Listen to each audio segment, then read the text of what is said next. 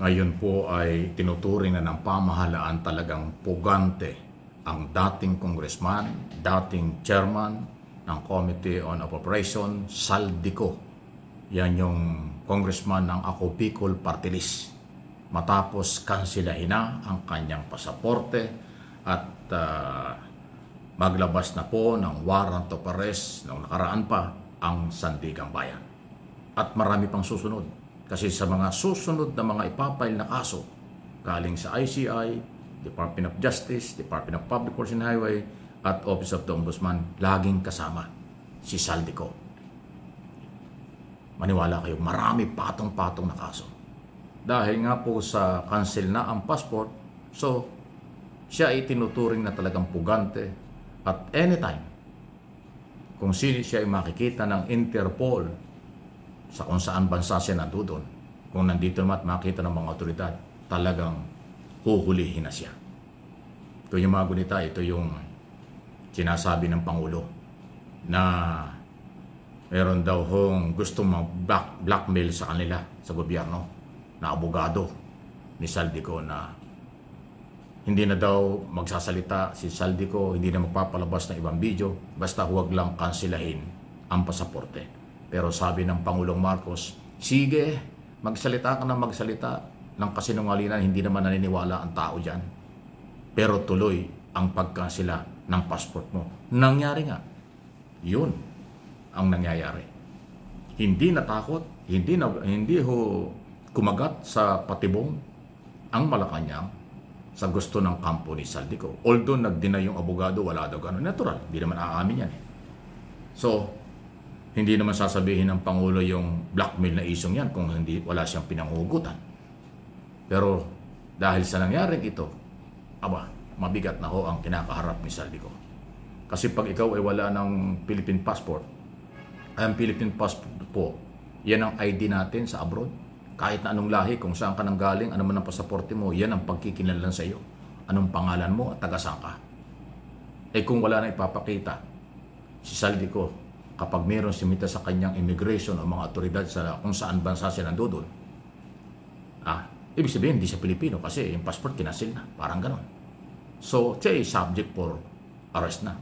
Tapos mayroon pang International Police Organization, Interpol, na mayroong red notice at tutulong sa ating pamahalaan. Kaya masikip talaga.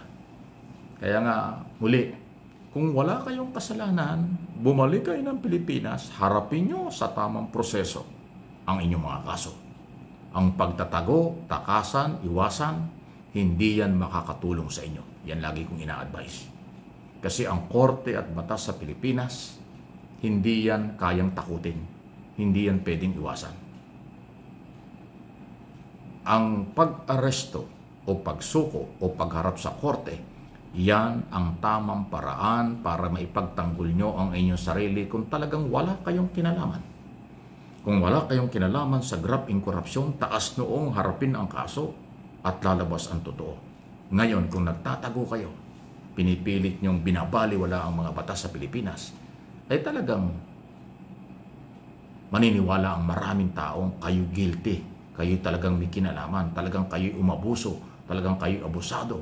Dapat talagang parusahan. Kasi kahit hindi kayo humarap, hindi kayo sumuko, o hindi kayo mag-participate sa hearing sa Sandigang Bayan, tuloy pa rin po ang hearing. At pagdating ng araw, ilalabas din nila ang kanilang desisyon. Kung guilty or not guilty ang akusado, nag-participate man o hindi, mayroong authority, kapangyarihan, ang mga justices ng Sandigang Bayan palabas ng final desisyon. At pagka nagpalabas sila ng desisyon, hindi ko naman pinangunahan na kayo guilty. Ngayon kayo magwawala. Bakit kami guilty? Hindi nga kami kasali. Ay, kalokohan yun. Due process nga, hindi kayo nag-participate. Ganun po yung mangyayari. Hindi ito pananakot. Ito yung proseso.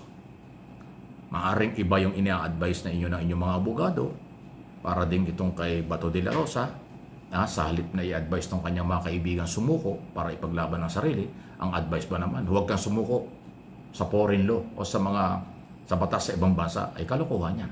Ay Pilipino ang complainant doon. Kaya minsan yung pong mga nag-a-advise, inyo ding alalahanin o aralin Sila ba'y tunay na kaibigan? Sila ba'y nagmamalasakit o ihuhulog kayo sa bangin? Yun na lang po ang challenge natin. Lahat na nag-a-advise na nagkukunwaring malapit kaibigan sa inyo kapag ganito ang inyong problema, may kaso kayo, ang paniwalaan nyo yung advice na galing sa taong totoong nagmamalasakit. Hindi yung advice galing sa abogado, galing sa kaibigan, galing kung kanino, interest nila yung pinapairal. Ikaw ang kalaboso. Pero pag ang advice katulad nitong ginagawa natin voluntary, naaayon sa proseso, tamang proseso, sumunod sa prosesong ganito, rule of law, iyan ang may pag-asa. Pero pag naniwala ka doon sa advice ng kaibigan mong huwag kang sumuko, huwag kayong magpakita, makakalabuso ka, talagang makakalabuso kayo. Ganun po yun. Sa totoo lang, real talk lang po. Ganun eh. Nakita nyo, ako, hindi naman tayo sa pagyabang. Ang dami nating ina-advise doon sa mga dating kaibigan natin na sumuko kayo, huwag niyong bastusin ang batas, huwag niyong bastusin ang korte, huwag niyong ibaliwala ang court order, babagsak pa rin kayo, huhulihin pa rin kayo, kalabuso pa rin kayo. Ganun ang nangyari. Naniwala yung kung sino man dyan na sa sinasabi ng mga nakapaligid sa kanila na ganito, puro kabaluktutan, puro kalukuhan, puro pang sarili ang advice. Ano nangyari? Kalabuso. Kung naniwala sa atin na irespeto ang batas at ang mga otoridad, walang controversial. Baka nabigyan pa ng consideration, makalaya. Baka mabigyan pa ng pagkakataong house arrest o hospital arrest. Pero dahil nagpahirap sa mga otoridad, halos manlaban sa mga otoridad, paano mo kukumbisihin yung korte? Ang judge ang nag-iiso ng warrant or justices. Ang mga law enforcement agency nagpapatupad lang. So pag galit ka sa mga law enforcement agency at galit ka sa gobyerno dahil galit ka sa gobyerno kaya ayaw mong respeto ang mga court order, delikado lalo yan. Kasi yung judge o korteng nag-issue ng warrant of arrest, yan ang may jurisdiction sa iyo. Pag bumagsak ka at nahuli ka, paano ka hihingi ngayon ng consideration para makalaya? Paano ngayon kakatigang ka ng korte sa iyong mga paliwanag, sa iyong mga ebidensyang wala kang kasalanan? Hindi mo nirespeto yung korte. Di ba ganyan ang nangyari doon sa ICC? Hindi nirespeto ng mga Duterte at DDS ang ICC. O anong ginawa ng ICC? Lahat ng kailang motion, petition, suggestion, garbage, basura, ibinasura ng korte. Kasi kawalan ng respeto. Yung kanilang mga batikos, ginamit pa ng korte para lang ma-justify na hindi sila pinagbigyan doon sa interim release. Ganun na. Nagpapakatotoo lang tayo. Kaya ang advice ko kahit kanino, pag kayo'y nagkaroon ng kaso, harapin nyo. Pag nagkaroon ng warrant of arrest, huwag niyong takasan. May pag-asang malilinis ang pangalan nyo at mabibigyan kayo ng hustisya. Huwag kayong gagaya sa mga siga-siga. Kunwari matapang, naghahamon pa. Pagkatapos pag nahuli, nagmamakaawa. Sino ba yan? Kilala mo na yan.